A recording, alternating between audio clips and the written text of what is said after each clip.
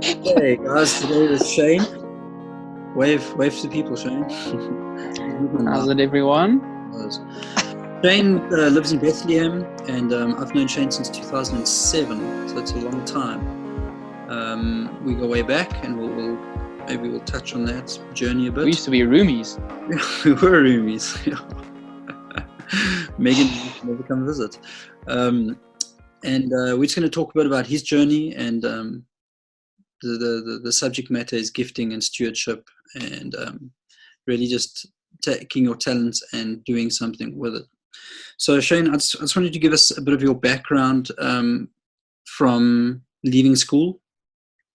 Talk about your process in the head, because I mean, obviously you come from a family where ministry was always part of your life, your father's life, and music ministry to be exact. So I just want to talk a bit about your gifting. When you left school, what was the thought process, and then why did you go and study and stuff? So if you can just talk a bit about your background and then into that time.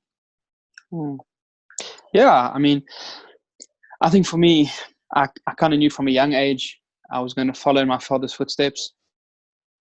And I remember, I think it's a culmination of a bunch of stuff. I mean, I remember my dad being in ministry, specifically with music, and where he could himself play an instrument. And I remember how limited he felt in a lot of the stuff he wanted to do. And so from a musical aspect, there was a lot of him having to rely on other people. So I think that was part of why I was adamant in picking up an instrument and going for that. After school, I joined him for a year in the ministry, and then I came to study. And I think the big driving force behind that was to be skilled on my instrument. I think there's a lot. We're all masters of our instruments in here. We have so many ideas, and I think working on the skill and that aspect of your instrument allows you to put what's here down and make it a reality. I think probably one of the most frustrating things is to know what you want up here, but I don't know how to put it here. Nobody can hear it. I can't explain it. I can't. So I've got an idea that only I can sit with, and unless I'm capable of interpreting that into, the real life, I want to say, then it actually goes lost. Sure. Yeah. So I think being able to do stuff, to go places in worship, especially for the kind of thing that's on my heart with what I do, especially when I'm playing alone, is I don't have a lot of set work stuff. So I want to be able to go where I feel at that moment to go, and so that's helped me kind of change direction off the bat. Just to for the people that don't know, you spent 3 full years studying music. I mean, that is a long time, so I think I think that's great, obviously. I know this is something that's close to your heart, and that's stewardship of these gifts and talents that we've been given. Do you want to maybe just talk on that a bit, about people stewarding their gifts and talents so they can bring what they need to bring to the body? Yeah, I think at the core of that whole thing would be, if you look at the word, and obviously I base a lot of stuff. I'm in the I want to say the Christian music. I know we all talk about worship, and I try and stay away from too much of calling it worship, just because I think worship is so much wider than just music. But I mean, we all understand when we say worship. No, but we should talk about that a bit, because language is important. I think it's definitely something we should touch on. I agree, because language shapes culture. And you end up with a culture that gets a very narrow aspect of what worship is. So I think it's definitely a discussion we should have. We'll come back to that. So, but I totally understand what you're saying. Language, we are very you know what I mean? We're very held back by ways to express what we discuss. What one word for. Yeah, and I think we distort certain things when we sometimes use the wrong language. Absolutely. For it. But yeah, I mean, coming back to the skills and that is we are a body. There's an eye and an ear and a nose and a mouth and the feet and the hands, and I think our skills work exactly the same way, and it goes much broader than just the music team. So I'm very for the church in any aspect being an organization, for lack of a better word at this point.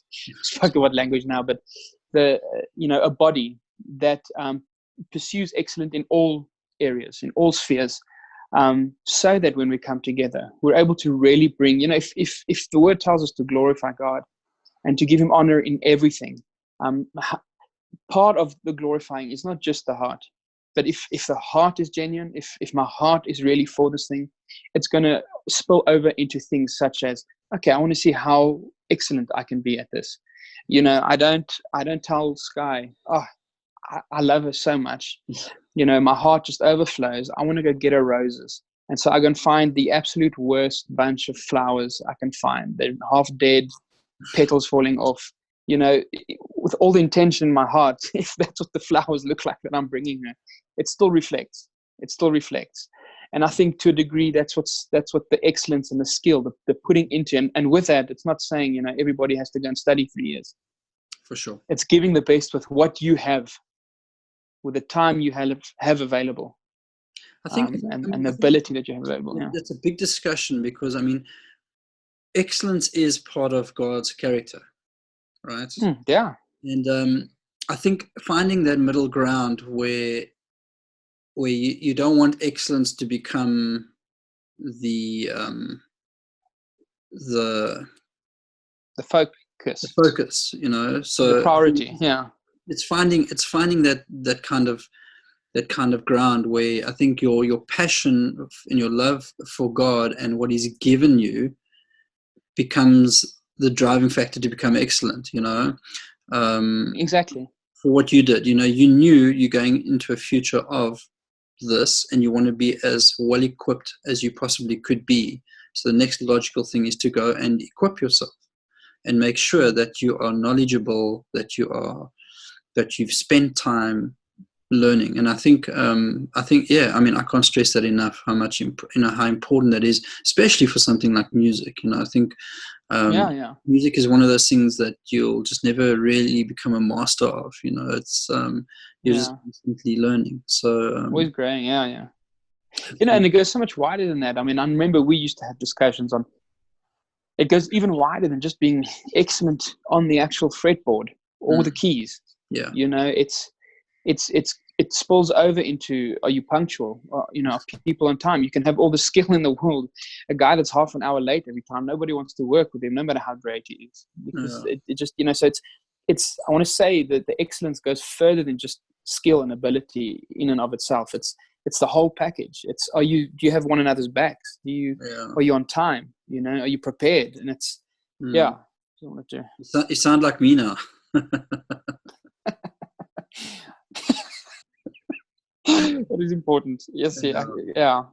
And I think what makes it important is that whole thing of being part of a community. And I think obviously it's understanding what people are going through. People are in different stages of their lives, for sure. We get that, and there's grace for things. But at the same time, you're part of a community, and I think when each person pulls, then it just makes the community altogether stronger. And just But before I get dragged down that road, just going back to the question that I asked you about why you think it's important for people to bring those things that they've been given, firstly to steward it, and then secondly to bring it to the body. I want to almost start by saying it's a command. We are. It's required. It's to think that it should always be somebody else that brings their gift, and you don't. There's no need for you to discover firstly what yours is if you don't know what it is yet, and then secondly bring it. I just think that's almost like a slap in the face for what God's trying to do with the church. So I'd start with saying it's Each one of us has been given a talent, a skill, something to bring to the church.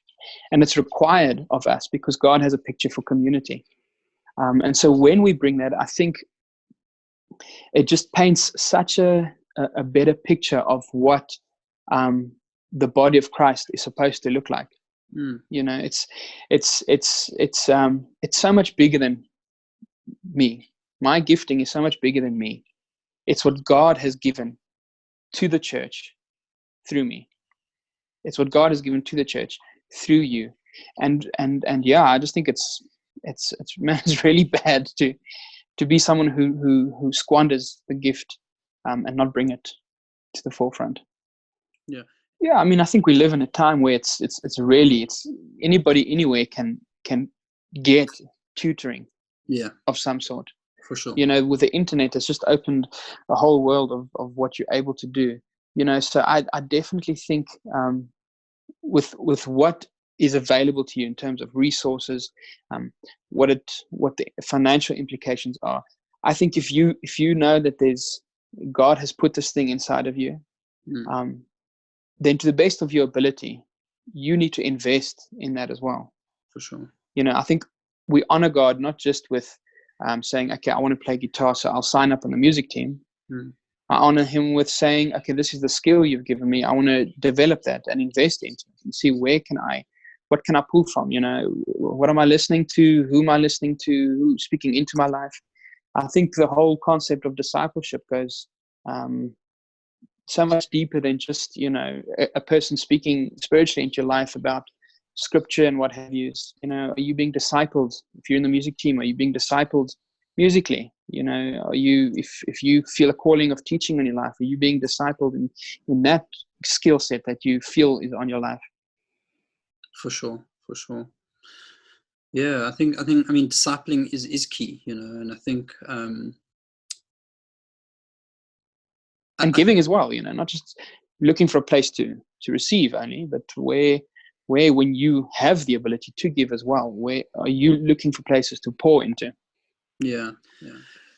Bro, so the question I've got for you is, can you just give us a rundown on how team looks for you in a week from, like, let's start on a Monday through to a Sunday, how you actually run things? Because obviously each team's different, the needs are different, you know. Yeah.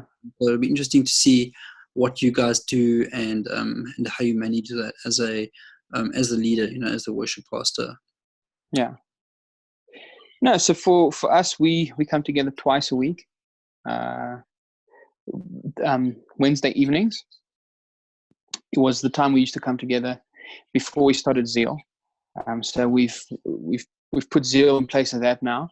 And so until we have found a day that's going to better suit, because we're quite busy at church in the evenings, everybody is either self-employed or able to join us Thursday mornings. So Thursday mornings for now are our rehearsal times, and then the second time we meet is Sunday mornings before church, about an hour and a half before the service, go through our set for the morning again and everything. So I think being prepared is quite important. I'm somebody who likes to know we've got a song down. That's the 2 times we come together. And then something that also we got a bit busy this last term or so, so neglected that a little bit, but something I'm quite fond of doing is I actually went and helped a church a couple of years ago with their team, and they said, yeah, they just needed a bit of help. What does, if I could just come see what's going on there. And walking in, they started, and I saw from the get-go, the big problem here is that there's like a bickering underneath the team. Nobody had each other's backs. It was really not a close-knit thing. And so for me, I'm quite adamant about having practice time, getting together, doing the songs, but really about having like a family value set around the team as well. Connecting, that we're friends. We don't just come here for to make music. We're a group of friends. We know each other. We love each other. We have one another's backs. We know when one's going through the down. We know when one's going through an up. So for me, that's very important and a vital piece of any team that really wants to be effective, is a team that knows each other. But yeah, in terms of preps, we come together twice a week for about an hour and a half. No, I think it's important that they do know. We're a team of 5 at the moment. We've got one drummer, we've got one pianist, one bassist, and then it's me and another guy on the acoustic, and the 2 of us and the lady we have on piano also lead. So I have a group where it's just us 3 leaders on, and then I have a group where I'm talking about WhatsApp now, obviously, with where we communicate and things, where the rest of the team is on. And so if we look at, if you take a look at those groups, we're with each other chatting, how's this one, is this one able, jokes going around, really keep things friendship orientated, that kind of thing. And then we also have so 2 of the people, the drummer and the pianist, are 2 females, the ladies, and then on the drums it's my sister-in-law. And so her and the pianist, obviously, being female, male, I want people to be connected well. So the 2 of them, they know, they speak a lot, heart to heart, that kind of thing. I'll have coffee with the guys, in the week as well. So it's important that there is that kind of. Is it a natural thing, or has it been a natural thing for them to do that, for them to kind of hang out with each other? I think for the team we have now, yes. The team we have now has just kind of clicked. In the past it wasn't, with some of the other guys that aren't here anymore. It wasn't natural, I want to say. So yeah, I think each team dynamic is different. I've had to work harder with some people than with others to form connection. I think it's like that with a lot of different areas we find ourselves in now. So some people just connect easily. Others, as leader, it's your responsibility to push in for that. Yeah. Cool. Yeah. Okay. Sorry. So you were just saying about your week. So you kind of let, where do we end? Sunday morning you get together, you practice again, then obviously you do the. Yeah. And what's another thing I'm grateful for, I know this is different in different dynamic, in different churches and things, but because we don't have more than one team, we can't rotate. And so our guys are on every week, unless there's a reason they can't make it. And I'm so blessed with the guys that are in our team. They are so, like, their heart is so for this thing, that unless they are really sick or something's down, they don't miss a Sunday. And that's for me more important, one of the most important things. I'm super grateful for the fact that I have guys who are so sold out for this team, that it really takes something big to make them not able to come. Yeah, that's awesome. And I think my last question is, why have a band rather than a CD player? Yeah. I don't know. Backtracks. I'm joking. Yeah? Backtracks. No, I think. I mean, good question. Yeah. Sorry, it's a bit of a curveball. Just No, I think there's certain things we can give an answer for, and there's certain things where you just feel it. There's a vibe and a presence a band brings. It just makes it, especially for the people listening, it makes it so much more real. It makes them. There's a moment in this that it wasn't captured, and now it's generic for every different kind of setting. What's happening now this is the first time it's happening, and this is the last time this is happening. And so I think that kind of dynamic and that aspect just brings a presence and a vibe. And then also for us, if you're listening to 10,000 Reasons on a CD, then it's going to be that same way every single time you ever do that song. Yes.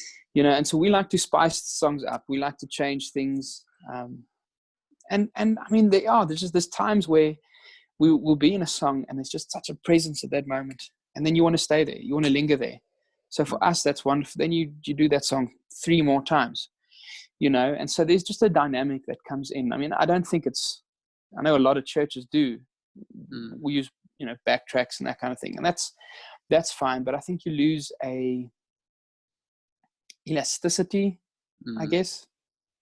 And yeah, a bit of like an experimental feeling to the thing where you can just, God's doing something through this chorus. Let's just stay here, Or mind being unprepared. No, definitely. You can stay.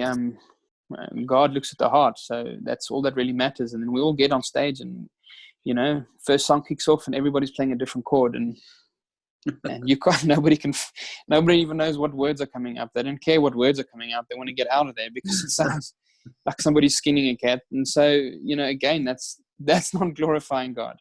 No. At the end of the day, it's not about performance, and people can easily twist this thing and say, yeah, but it's not about performance. No. It's about bringing God something that he is worthy of. Absolutely. That's what we're going after. It's God is worth me putting skill and effort and excellence into what I'm bringing. He's worth it. Yeah. To say, yeah, no, God he actually looks at the heart. I want to say, go read the Old Testament. And there was a lot of times when it was just the heart. I mean, look at Uriah, who tried to catch the tabernacle when it fell. If it was about heart, that oak's heart was, listen, I'm doing what the king told me. This is the ark. I'm going to catch it. God said, no. I don't care what your heart is in this. I said, don't touch it. So there's certain things that's expected of us, and we need to really put all the effort we can into it because Christ is worth it. Yeah, good. Yeah, cool. No, very true. Shane, thanks so much, man. I hope you have a great evening. Yeah, thanks, Kurt. Yeah, I appreciate it.